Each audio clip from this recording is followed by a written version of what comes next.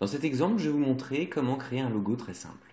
Donc là, en fait, les différentes options que je vais vous montrer ont déjà été traitées dans des chapitres que je vous ai expliqués un petit peu avant. C'est juste pour vous donner un petit exemple rapide de comment on peut combiner ces options pour arriver à créer un logo très simple.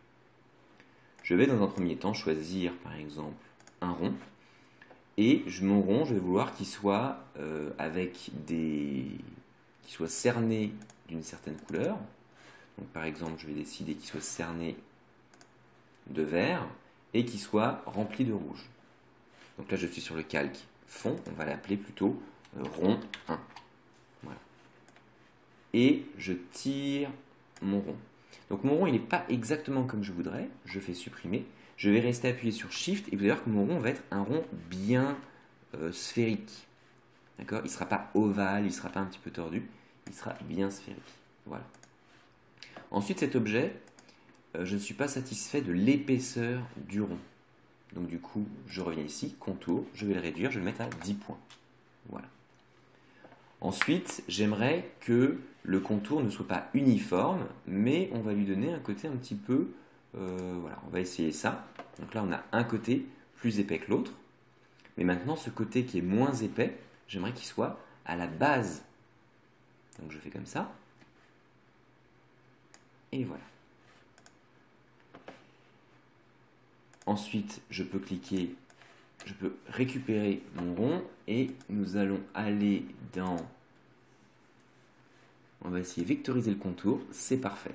J'ai fait vectoriser le contour pour créer davantage de vecteurs sur mon objet de manière à pouvoir sélectionner par exemple un petit point ici.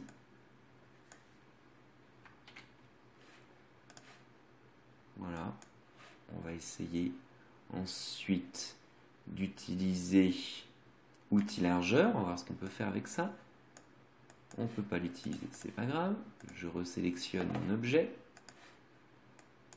Ok, bon, on va rester sur ça pour l'instant. Transformation manuelle, on ne peut pas l'utiliser. Ok, je reviens sur mon objet. Je vais zoomer un petit peu. Je vais utiliser mon outil de sélection directe.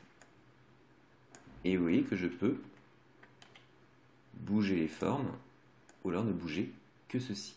Et c'est exactement ce que je voulais faire. Voilà. Donc là, j'ai utilisé la petite flèche blanche pour ne bouger que cet objet-là. Et vous avez ici les poignées que vous allez pouvoir utiliser pour transformer davantage votre forme. Voilà.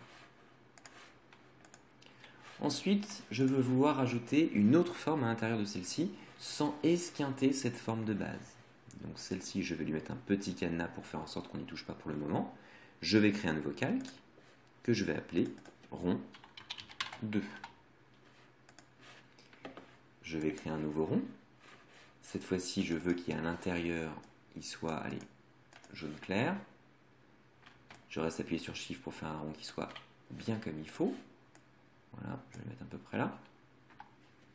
Si je fais Alt et que j'appuie sur la flèche du haut, vous allez voir qu'il m'a multiplié par 2 mon objet.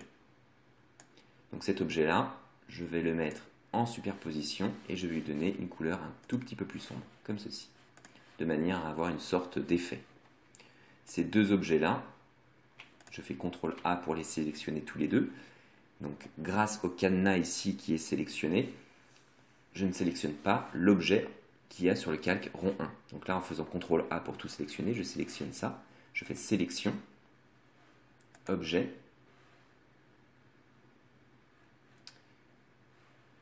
alors, hop. Je peux aller par exemple dans contour. Non, on va faire autre chose. Je vais faire ça, clic droit, et je vais faire associer. Voilà, j'associe mes deux objets de manière à ce qu'ils puissent être déplacés simultanément. Voilà. Donc je vais créer un effet en allant ailleurs, mais ça n'a pas fonctionné, c'est pas grave. Donc une fois que j'ai ça, on dirait une sorte de pomme avec, qui serait coupée en deux, hein, pourquoi pas. Je vais vouloir rajouter du texte, donc je rajoute du texte. Je peux même d'ailleurs pouvoir créer un autre calque que j'appelle texte. Je clique au milieu et j'appelle mon logo tout simplement logo. Je vais vouloir le mettre avec une police un petit peu plus épaisse. Allez, 50, voilà.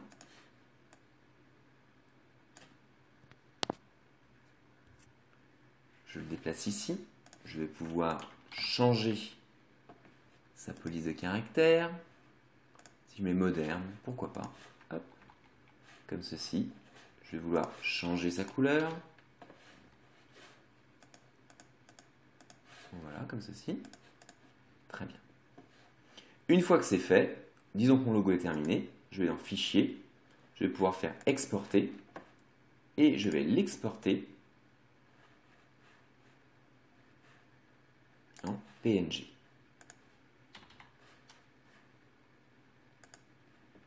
Voilà, je décide de l'exporter en 300 dpi. Le PNG, c'est très bien puisque on peut avoir un fond transparent avec le PNG. Donc là, vous voyez que vous avez un petit aperçu, le fond transparent, le logo, et je fais OK. Donc on peut choisir le couleur d'arrière-plan, transparent, blanc ou noir. Je fais transparent, je fais OK. Et voilà, nous avons réussi à utiliser Illustrator pour créer un logo très simple et l'exporter en PNG.